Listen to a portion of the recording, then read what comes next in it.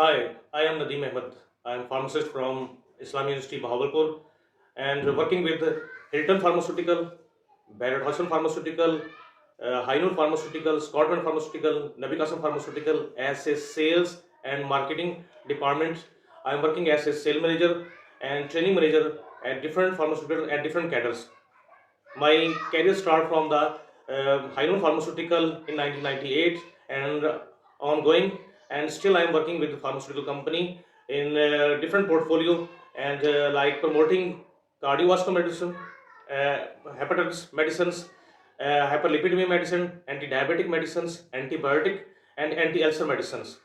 I am achieved different excellent and achievement awards and appreciation letter from different companies and conduct sales meeting, distribution issues, solve different distribution issues at different distributor level and different areas. I am production experience at Pakistan leading pharmaceutical in production, injectable section, tablet and syrup section. I conduct and hiring and coaching the teams almost 40 to 45 people at different levels.